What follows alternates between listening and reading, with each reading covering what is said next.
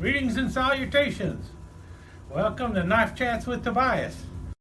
Okay, so on to part 5. I'm going to be opening up some packages here, and there is going to be a little bit of a break because while I was opening these packages, I remembered that there is a package I need to get in the mail. So I think I want to use one of these envelopes for that package, or maybe, yeah, this envelope might work for it. So I'm going to open this envelope first. Got this knife in the mail recently as well. I think this is by Frost. Yeah, Frost Cutlery. It is a Frost toothpick. I think Texas toothpick by Frost. I'm going to talk about this one in the future too. I haven't talked about a toothpick in a while. In any case, this one's got a little finger choil up in the front bolster, a nice little slap bolster, and it's in an Appaloosa bone. Anyway, we'll talk about that in a future one. Definitely a 5-inch toothpick. My favorite pattern. Let's see if I can get this envelope open, or if I'm going to have to use a different one. Oh, man, this knife is dull. Oh.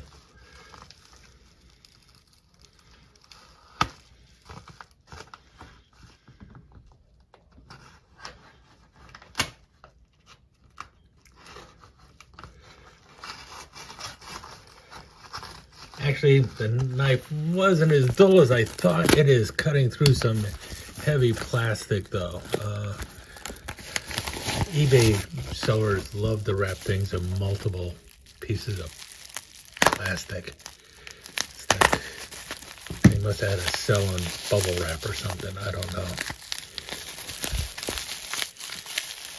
All this for a little knife. And I'm pretty certain it's a little knife. I hate bubble wrap. I hate any kind of packaging. What am I talking about? But you know what? It does protect things, so we got that going for it, right? Here we go.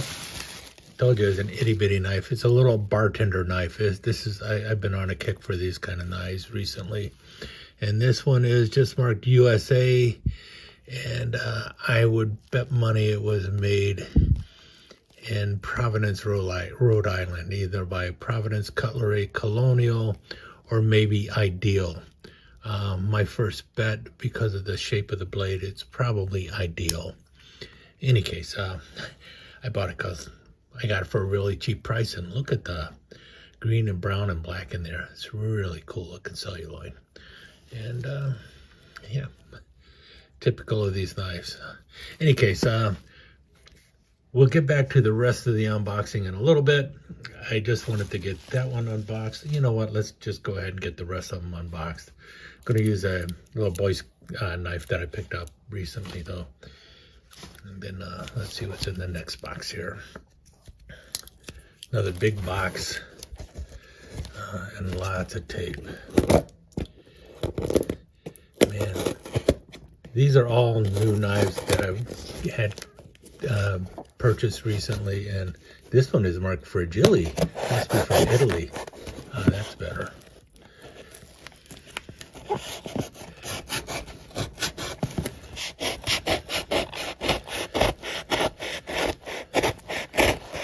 What kind of knife would he be selling if it was Fragile?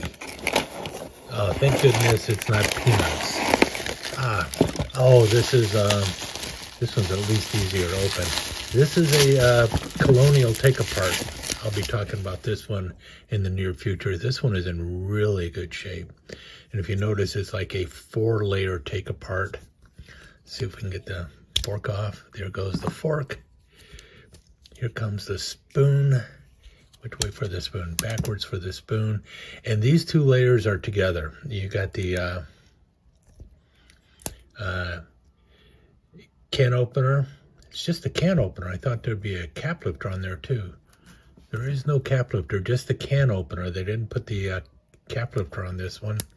And then a main clip blade, but that is separate. So, and when you think about it, you really don't need the the blade out if you're using the can opener. So that's pretty cool. Any case, one of several of my take-aparts that are by Colonial. I've got a lot of them that are built on this type of frame, so I will be talking about those in a near future video too. See if we can get it locked back up. And then that leaves one more knife, and I'm not sure what it is because it's been so long, but let me see what it is. And another one of these knives. I'll use this one to open it.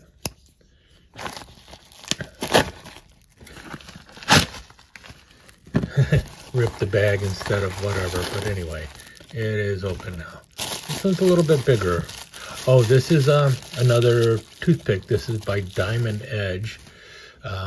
Got the bass on there, and this is actually a fish knife, and this is made in Ireland by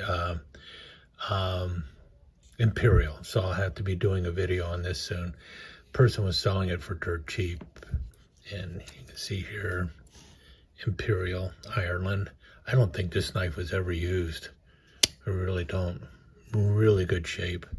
This is a pack-a-wood handle. Yeah.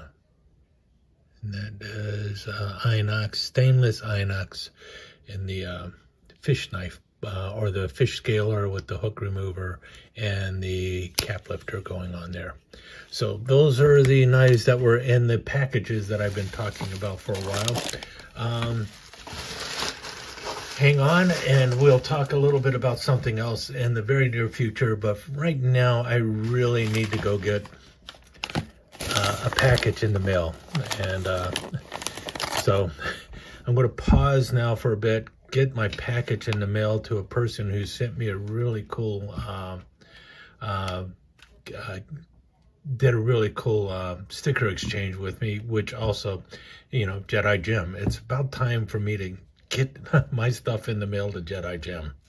Not going to show you what he's getting. He can show you that when it arrives. It was supposed to be an easy sticker swap, but things, how can you say it? Things kind of got out of hand, maybe. Okay, I'm back. I managed to get everything wrapped up and everything. Of course, I can't really get into the post office until the post office is open. So that's where we're at now. But on the bright side, well, I got 3 knives unwrapped. And these were all, well, for different reasons. One of them is this knife. I grabbed this knife because of this knife. So eventually I'll be able to actually talk about this knife more. This is by Landers, Ferry & Clark, LF and C. This one, was it Majestic or something? It just says USA. No, the Majestic is another knife that I think I have coming and hasn't arrived yet. But this, I believe, like I mentioned, this is probably made by the Ideal Knife Company or maybe Colonial. It's hard to tell from the blade and everything. Very inexpensive knife, and it also looks like the corkscrew has been stretched a little bit. And as you can tell, it doesn't work too well, especially when you compare it to the Landers, Ferry & Clark version. Landers, Ferry & Clark, what was the, there's a real name to it too, right? Can we see it there? Universal Stainless. Yeah, the Universal knives by Landers, Ferry & Clark. I think that was their brand name. This is a really nice knife. This is what happens when a really nice knife ends up getting made by a budget brand. Single blade versus a spear blade and a nail file on there, and a really nice corkscrew. This is an auger style corkscrew versus the wire style corkscrew, and this one actually locks up nice. Yes, it does. No, it doesn't even override. It's really in there good. But this is what they turned into over time. But I still like this one because of the cover on there. That is really a cool looking cover. Anyway, I'll talk more about those in the future. I'll also be talking more about this one in the future too. This is by Colonial, I believe. No, this just says stainless. Oh no, stainless Colonial. And then this one also says stainless Colonial. But this one does not have a shield on it, but it is similar to the Picnic Pal or the Picnic King, which I also have. But these are a little bit larger than the wee little fellow we got there. And this one has a straighter one of the forks on there, the straight fork, but a really good sized spoon on there. This one lacks the spoon, but has the cap lifter and the can opener on there. So I'll talk about all these in a little while. This is, I think, the Picnic Pal, and this is the Picnic King. Hard to see because of the rust on the little shield. But this one actually looks like it might be better made than either of these. This might be an earlier version. I don't know. And then obviously another one of the diamond edge knives with the packwood handle. And this one is a nice fish knife. And that will go well with some of my other diamond edge knives that I should probably show in the near future too. So there's so many things that I want to talk about, but just don't have time. This is like the mountain guide. All of these were made in Ireland, the diamond edge knives. Where's the blade here? Yeah, Imperial Ireland stainless. And then also this one is in the worst shape, but I know it's a diamond edge. Any case, got those, and then oh well, I showed this one. I gotta talk about this one in the near future too. I think I'll probably clean it up first and put a little bit better of an edge on it. It definitely needs to be sharpened. And I will be talking soon about boys' knives as well. This is one of them I have. I think I showed another one earlier too. Got another one on the way, so maybe when that one shows up. And I really want to talk about boys' knives versus Barlow's. They're similar but not the same. That's the way I look at it. And the boys' knives, you really don't see them made anymore. I think they evolved. I really do. And I'm going to show what knives I think they have evolved into in an upcoming video. Besides that, let's see here. Well, let me pull this stuff down here. This is stuff that's like on the side that I have been, for one reason or another, I pulled all of this stuff out because I had planned on showing them at some time. And some of these knives have been over there so long, right off to the side of my workbench, basically collecting dust, because it's like I wanted to talk about them, but then something else came up, and then something else came up, and then something else came up. And that happens a lot with me. And it's also sometimes it's like I'm just not quite prepared to talk about it at this particular moment. Well, this was here simply because of the moose. And I got another moose because of this moose. I talked about this particular knife. This is the one that doesn't work right. And Rough Rider sent me a replacement one, told me to keep this one. Well, this one works fine for, actual use, but not a fun blade to open and close. So but if I were a push comes to shove and needed a knife to use, this is a good one to use. So this kind of hangs around here as a beater knife now. So if I need to do something that you probably shouldn't use a knife for it, or it's like don't want to use a good knife that might get broken, this one is kind of hanging there for that. This is one of the easy money knives. This is a mini moose. They call it the small moose, I think, but I call it the mini moose. And this is in the Easy Money series, made out of bits and pieces of dollar bills and such. in the Easy Money series. And this one works really nice. Yeah, it's got the Robert Townsend or the Big R or the Regurgitated, whatever. I don't know. But like the that one, I think this is, I got this in the Easy Money series, and I think I got the straight razor. And then Peckerwood handle. Is that it? Yeah, Peckerwood handled copperhead. Got that simply because of the colorwood or the frostwood. Did not have a frostwood copperhead, so I went and grabbed a frostwood copperhead. And this is the Copperhead 2 by Frost. So it's got a long skinning blade and then the clip blade. So different blades than what you normally see on a Frost copperhead. This is my 32 pattern Stockman. I'm not sure why this one was here. I probably laid it there because this is one that I actually carry once in a while and throw in the pocket. And I probably came down here and threw it on this for one reason or another. These, this is a Frost Copperhead and another Frost Copperhead. These are the other ones, and I have talked about those, so I should probably get them back in the bin. I grabbed this one because someone mentioned, I was showing this one.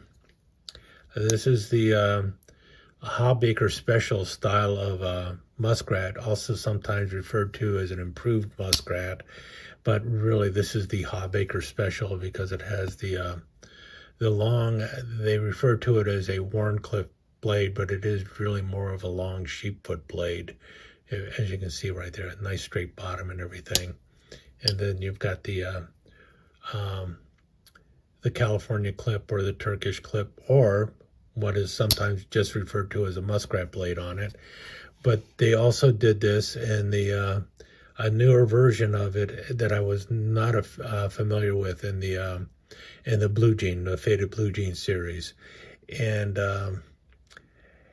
in spite of the R, because of this pattern, I went ahead and grabbed that because this is one of those knives that is pretty cool.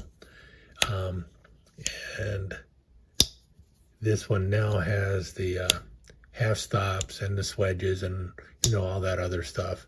So I had to grab that one because of this one. And I was going to talk about those in a video, and I may still do that in the near future. And then I was working on a video where I was going to show all my bear knives, my Swiss Knife Shop bear knives, because I've got the Space Bear, which is a Spartan, and then Santa Bear.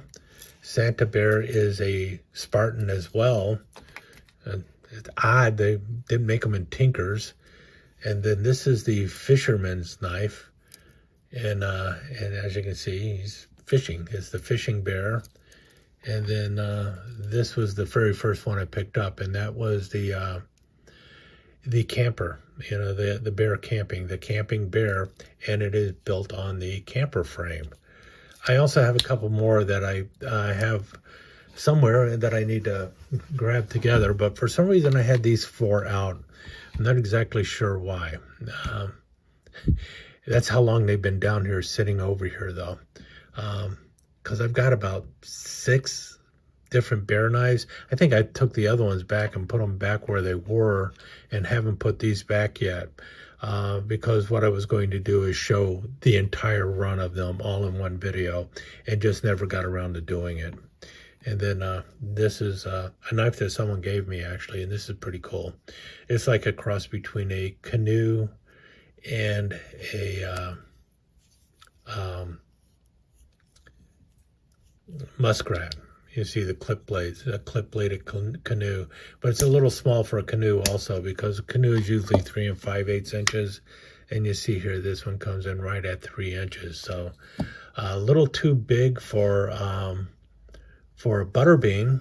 Butterbeans are usually 2 3/4 inches, but too small for an actual standard canoe, which is 3 5/8 inches. Plus, it's got the really cool blades on it. This one just never quite made it to the. I did do a video on this one already. This is the Rough Rider Black Reserve in the black bone and the locking copperhead. And this was one of, the copper lock, I guess they call it. This one I really did like. This one, and it's not too thick and everything else. This one was pretty impressive. I just don't remember that one. Yeah, really nice knife. And then the bullfrog. I think I was showing this at some point in time. I don't know, but I like the bullfrog. This is, I know at one time what I was going to do is show all of the modern folders I have by Rough Rider. I was thinking of doing that, and then I started pulling them all out, and you know what? That's what I'm going to do. That'll be the next part of this ramble. I'm going to grab as many of my Rough Rider modern folders for the next ramble portion. With that said, though, I am going to call this one done for right now and move on.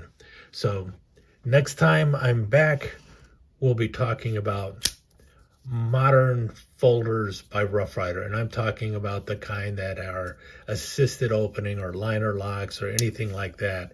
And these are just the ones I have, and most of them are somewhat older. They've done quite a few of new modern folders, now, but I don't have any. I think I might have one that's been made in the last year or so, but most of them are older. But in any case, we'll move on from there. And that's why this is a ramble. I wasn't planning on talking about these, but now I'm going to, but we'll do that in the next segment. Hope you enjoyed this segment, and I will talk to you again soon. Let me take just a second to thank you once again for dropping by and spending a few minutes here at Knife Chats with Tobias. I really do appreciate it, and I do appreciate any comments that you leave. So please remember to give me that thumbs up, and also don't forget to subscribe and ring that notification bell so you'll know when the next episode is up and running. Thanks again for dropping by. Really do appreciate your time here.